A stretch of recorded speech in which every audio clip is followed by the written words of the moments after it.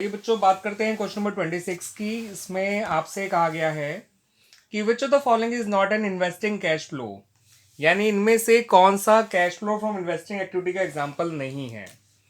तो देखिए, पहला इन्होंने पॉइंट दे रखा है purchase of marketable securities for cash. तो वैसे तो मैं जानता हूं कि बच्चों यही आपका फाइनल आंसर है, क्योंकि मार्केटेबल सिक्योरिटीज को कैश एंड कैश इक्विवेलेंट के अंदर ट्रीट किया जाता है कैश फ्लो स्टेटमेंट में। और कैश के बदले अगर आप मार्केटेबल सिक्योरिटीज खरीदोगे तो कैश की एक फॉर्म दूसरी फॉर्म में कन्वर्ट हो रही है, तो इसे कैश फ्लो फ्रॉम इन्वेस्टिंग में नहीं काउंट किया जाता, कैश एंड कैश इक्विवेलेंट में काउंट किया जाता है। ठीक है बच्चों, लेकिन मैं आप लोगों के लिए बाकी भी रीड कर रहा हूँ और बता रहा हूँ कि वो इन्वेस्टिंग क्यों है। दूसरा है आपका point sale of land for 28,000 cash.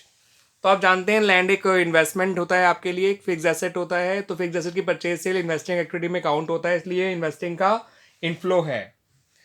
अगला पॉइंट है कि आपने किसी दूसरी कंपनी के शेयर जो इन्वेस्टमेंट के तौर पे रखे हुए थे उनको आपने आज बेच दिया, तो इन्वेस्टमेंट्स का खरीदना बेचना भी इन्वेस्टिंग एक्टिविटी होती है। ठीक है बच्चों, तो ये भी आपका इन्वेस्टिंग कैश फ्लो है। हाँ, अगर ये काम कोई म्यूचुअल फंड कंपनी कर रही होती या कोई इन्वेस्टमेंट कंपनी कर रही होती तब ये उसके लिए आपका what do you call operating activity हो जाता। लेकिन फिलहाल अगर ये नॉन ट्रेडिंग कंपनी माना है, सॉरी नॉन फाइनेंसिंग कंपनी माना है, तो उसके लिए ये एक इन्वेस्टिंग एक्टिविटी ही है। और आमतौर पे कोई भी क्वेश्चन जब ना बता रखा हो तो नॉन फाइनेंसिंग कंपनी मान के ही किया जाता है। लास्ट है purchase of equipment for 500 for cash. आपने इक्विपमेंट खरीदा, इक्विपमेंट एक आपका फिक्स एसेट होता है, फिक्स एसेट खरीदना आपका इन्वेस्टिंग का आउटफ्लो है, तो ये भी इन्वेस्टिंग है। तो आपने देखा पॉइंट नंबर ए के अलावा बी सी डी चार तीनों के तीनों इन्वेस्टिंग हैं, और आपसे क्वेश्चन में यही पूछा गया था कि कौन सा इन्वेस्टिंग नहीं है, तो आपका आंसर आया ए। अब बात कर लेते हैं बच्चों क्वेश्चन नंबर 27 की। तो उसमें कहा गया है propose dividend is a dash liability. तो प्रपोज डिविडेंड किस तरह की लायबिलिटी होती है, तो मैं आपको बता दूं बच्चों, प्रपोज डिविडेंड जो है उसे कंटीजेंट लायबिलिटी माना जाता है। जब तक वो शेयर होल्डर्स के द्वारा अप्रूव नहीं कर दिया जाता तब तक वो फाइनली डिक्लेयर नहीं करा होता, उसको एक्चुअल लायबिलिटी कंसिडर नहीं किया जाता, प्रॉफिट में से भी उसको प्रोवाइड नहीं किया जाता। That's why propose dividend is a contingent liability as per section accounting standard 4।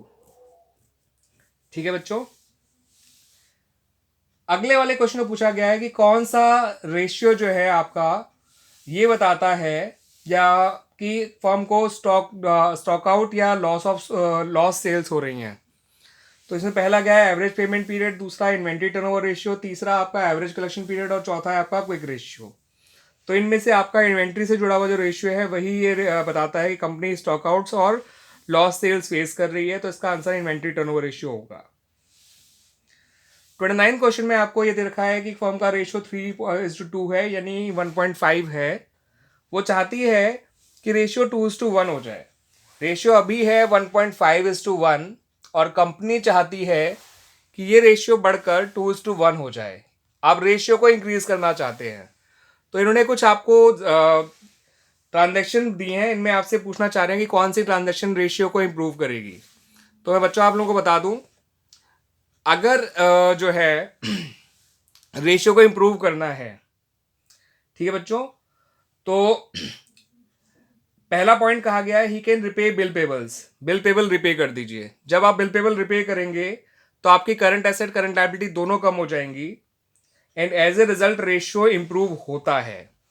तो ये एक जरिया हो सकता है। याद रखना, कोई भी रेशियो अगर मोर देन 1 है और सी ए सी एल दोनों सेम अमाउंट से कम हो जाते हैं तो रेशियो इंप्रूव हुआ करता है बच्चों, इस बात को ध्यान रखिएगा।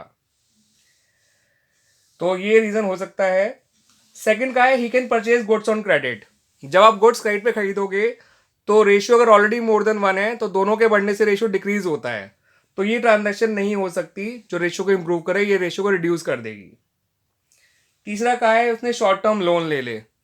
तो जो काम सेकंड पॉइंट करेगा वही काम थर्ड पॉइंट भी करेगा। शॉर्ट टर्म लोन लेने से आपका कैश बढ़ जाएगा और साथ साथ शॉर्ट टर्म लोन यानी करंट लायबिलिटी बढ़ जाएगी, दोनों सी ए सी एल बढ़ जाएंगे। और जब दोनों सी ए सी एल बढ़ जाते हैं और अगर रेशियो का पहले से ही मोर देन 1 है तो याद रखिएगा रेशियो बढ़ता नहीं, कम हो जाता है। तो केवल 1 ही आपका एक ऐसा ऑप्शन था जिसके जरिए रेशियो इंप्रूव हो रहा है।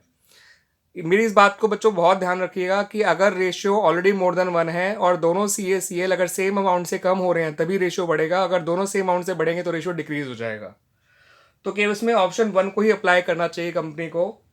ठीक है, इस क्वेश्चन में 4 ऑप्शन दिए गए थे कि only 1 is correct, only 2 is correct, only 1 and 2, 1 and 3 are correct, और लास्ट वाला ओनली 2 एंड 3 आर करेक्ट।